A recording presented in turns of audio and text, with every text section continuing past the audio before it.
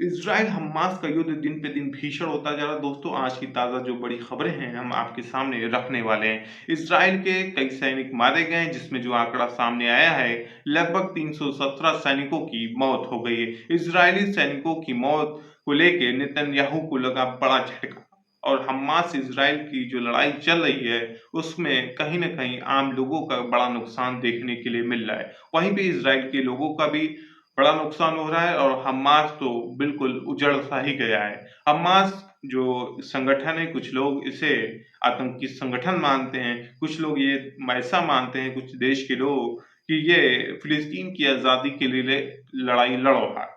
लेकिन फिलिस्तीन की जो लड़ाई हो रही है, जो जेनेवा कन्वेंशन के तहत जो प्रावधान किए गए हैं, उसका कहीं न कहीं उल्लंघन हो रहा है। इज़राइल की तरफ से लगातार हॉस्पिटलों को निशाना बनाया जा रहा है, धार्मिक स्थलों को निशाना बनाया जा रहा है और जो आम लोग हैं, जो शरणार्थी हैं, जो कैंप लगाया गया है यूएन की तरफ से, जो भी जिनके घर उजड़ गए हैं, जिनके माँ-बाप का साया सर से हट गया है, जो बीमार हैं, जिनको गोली लगी है, जिनको बम से घायल हुए हैं, ऐसे लोगों का इलाज भी चल रहा है। तो तमाम जो ऐसे शरणार्थी जो कैंप हैं, उस पे कल इज़राइल ने बड़ा रॉकेट हमला किया है और जो फाइटर प्लेनों से जो बमबारियां की जा रही थी, अब वो बमबारियां जो टैंकों से की जा रही है। अब टैंकों की कड़कड़ाहट की आवाज और उसके गोले की आवाजों से गाजा पट्टी गूंज उठी है।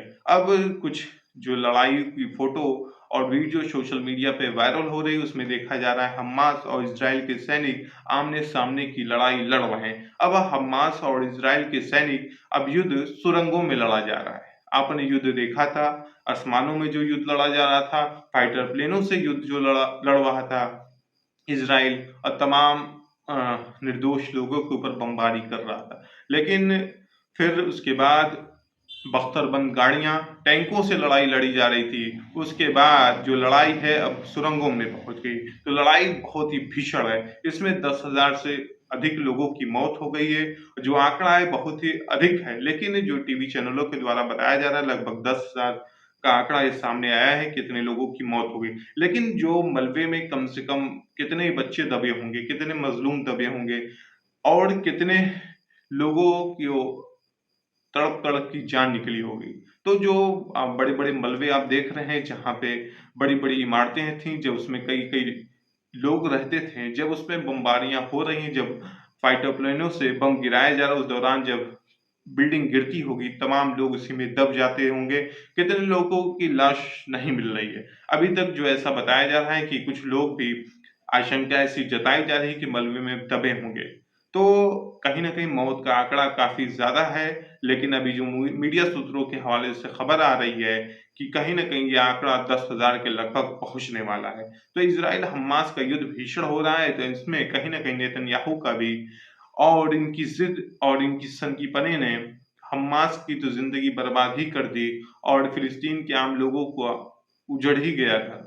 तो अगर हमास से लड़ाई लड़ना है तो हमास को ख़त्म करें, अगर हमास से दिक्कत है।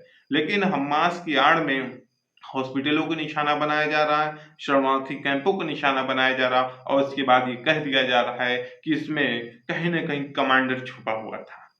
इसमें मोस्ट वांटेड छुपा हुआ था, हम्मास का जिसे मारा गया। उसमें आम लोग जहाँ रहते हैं वहाँ वो छुपा रहा।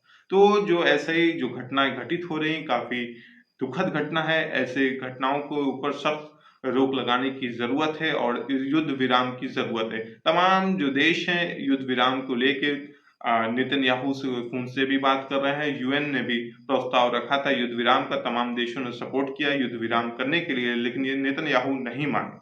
तो ये जो लड़ाई है काफ़ी लंबी चलने वाली है और कई देश अब इस लड़ाई में कूदने वाले हैं।